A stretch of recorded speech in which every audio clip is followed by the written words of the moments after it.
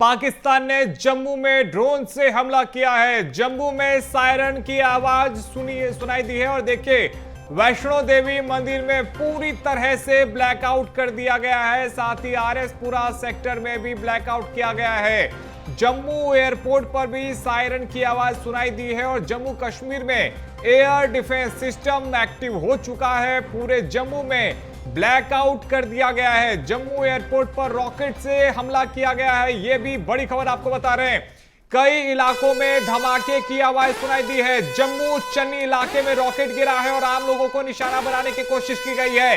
राजस्थान सीमा के जिलों में भी ब्लैकआउट किया गया है। जम्मू सतवारी कैंट पर हमला किया गया है। यह बड़ी खबर इस वक्त की आपको बता रहे हैं।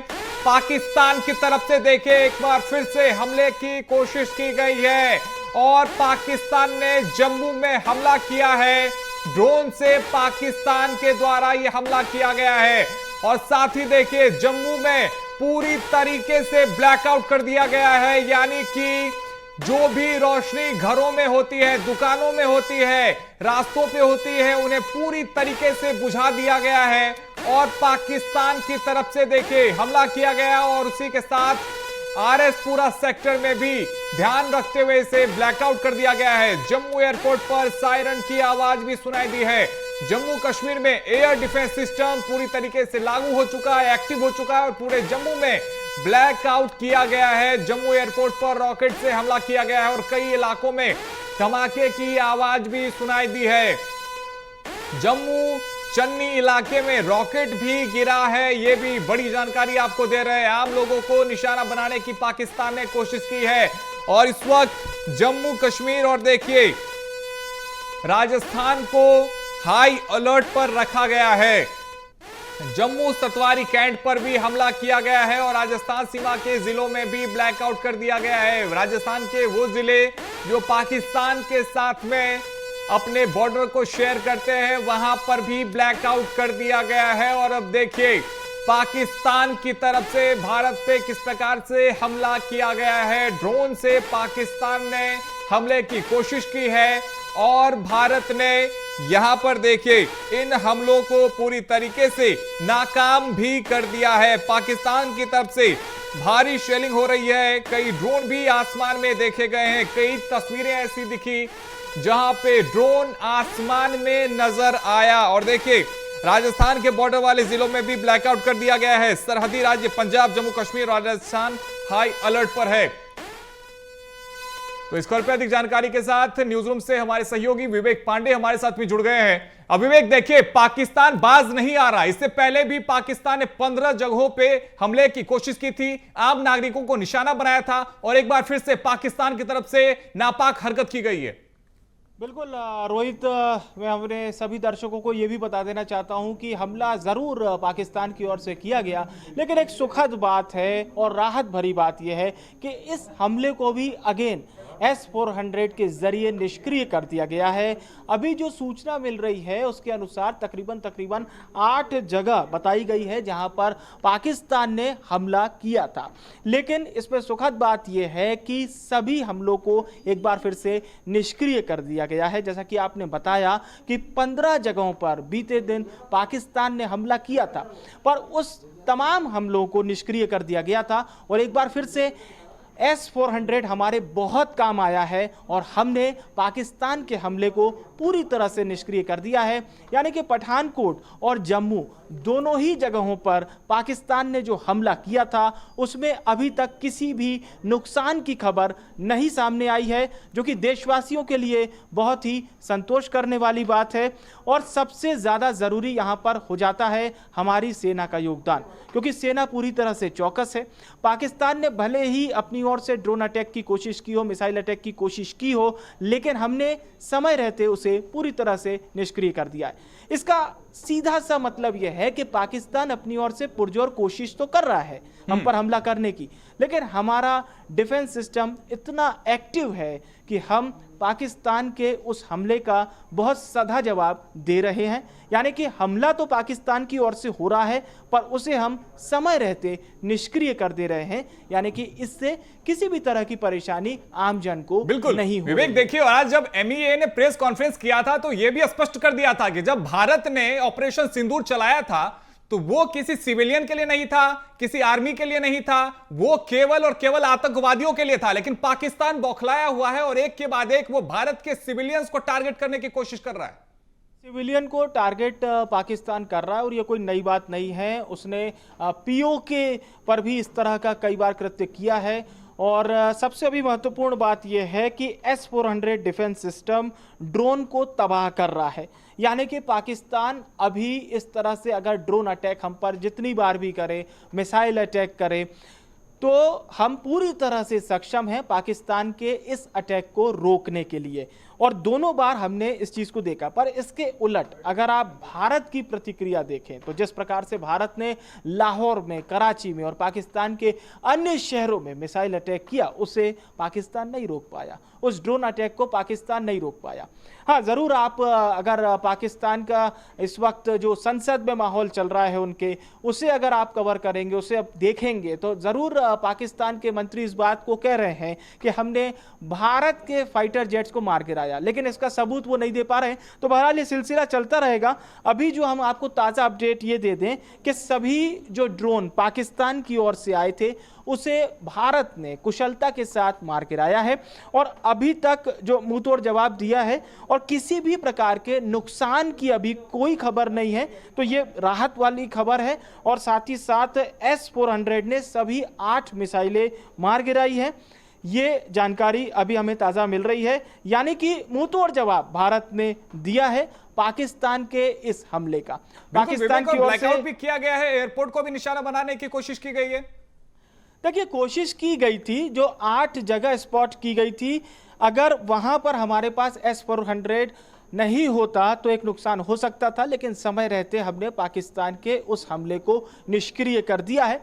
हो सकता है पाकिस्तान और भी हमले इस तरह के करे। हो सकता है कि भारत भी अब अपने सधा हुआ जवाब दे, क्योंकि अगर आप हमलों की फहरिस्त देखेंगे और इसे समझने की कोशिश करेंगे तो इसकी शुरुआत पाकिस्तान ने की। क्योंकि भारत ने बीते दिनों जिस प्रकार से 9 आतंक के ठिकानों को तबाह किया, उसके बाद से माना जा रहा था कि पाकिस्तान कुछ करेगा। LOC पर उसने हमला किया और LOC पर हमला करने के बाद जिस तरह से हमने ये देखा था कि अंतर्राष्ट्रीय बॉर्डर पर जो सीज फायर है उसका उल्लंघन पाकिस्तान ने किया, जिसमें निर्दोष नागरिकों की जान गई। इसके बाद भारत ने सधी हुई प्रतिक्रिया दिखाई और पाकिस्तान के एयर डिफेंस सिस्टम को तबाह कर दिया। अभी पाकिस्तान में माहौल यह है कि वहां की आम जनता भारतीय सेना की तारीफ कर रही है। इसके उलट उन्हें पाकिस्तानी सेना पर बिल्कुल भी भरोसा नहीं है। दरअसल भारत के पास एडवांस टेक्नोलॉजी है, जिसमें हमने जिक्र किया S-400 सिस्टम का।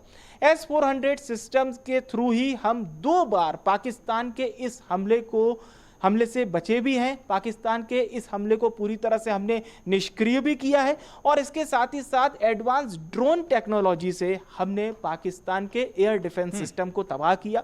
रावलपिंडी स्टेडियम तक हमारे ड्रोन पहुंचे और पाकिस्तान को काफी हद तक हमने उससे नुकसान पहुंचाया है। यानी कि अभी वहां की आवाम भी जो है जिस तरह से सोशल मीडिया पर प्रतिक्रिया दे रही है वो इस तरह की है कि उन्हें अपनी सरकार पर बिल्कुल भी भरोसा नहीं है। इसके उलट वो भारतीय सरकार और भारतीय सेना की जमकर तारीफ कर रहे हैं। इसी से जुड़ा हुआ ये सवाल है कि क्या पाकिस्तान ये फेस सेविंग के लिए कर रहा है, क्योंकि जैसा आप भी बता रहे हैं वहां के नागरिक अपनी सरकार से संतुष्ट नहीं है, तो ऐसे में फेस सेविंग के लिए किया जा रहा है या फिर भारत को उकसाने का प्रयास है? देखिए, भारत को अब उकसाने वाली जैसी चीज में अब भारत कतई नहीं है और भारत अब ऐसा बिल्कुल भी नहीं है कि धैर्य रखने वाली स्थिति में है। अब भारत मुंह तोड़ जवाब दे रहा है। अब सबूत दिखाने का, बताने का, जताने का समय चला गया।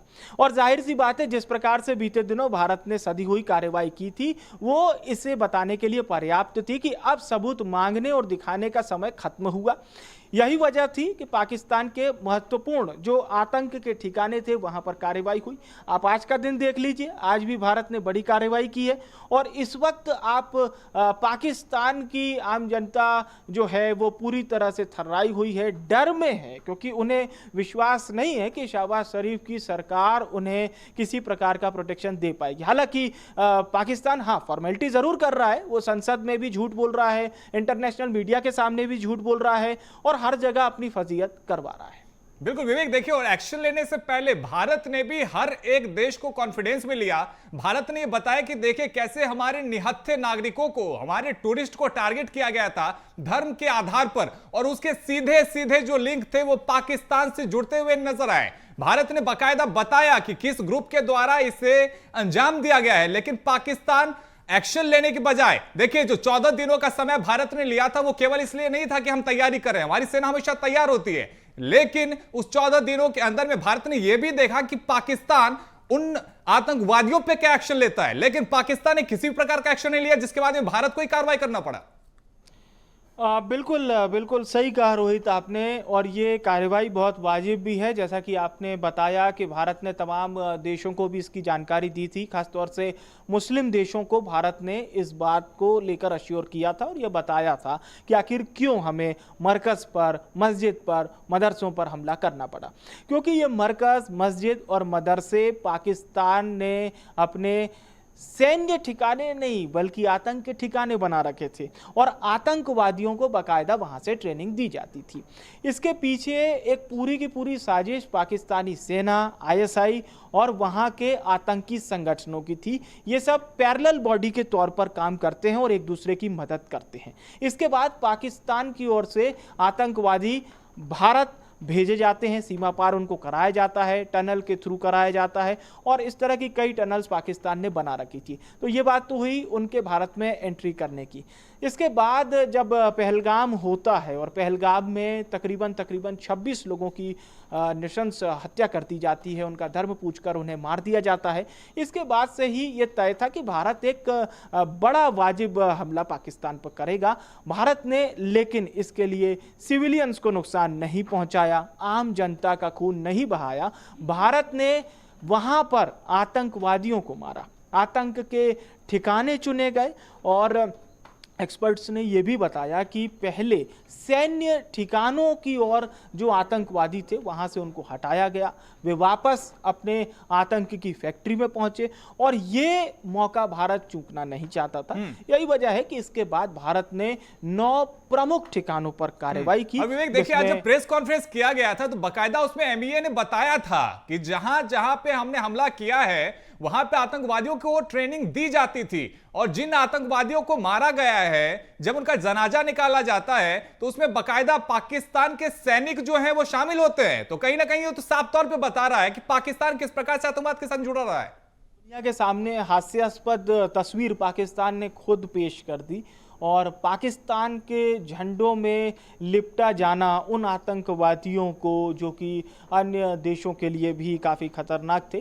तो इस बात से पाकिस्तान एक बार फिर से आतंकवाद को लेकर एक्सपोज हुआ है। बिल्कुल, बहुत शुक्रिया विवेक आपका हमारे साथ जुड़ने के लिए और तमाम अपडेट्स के लिए।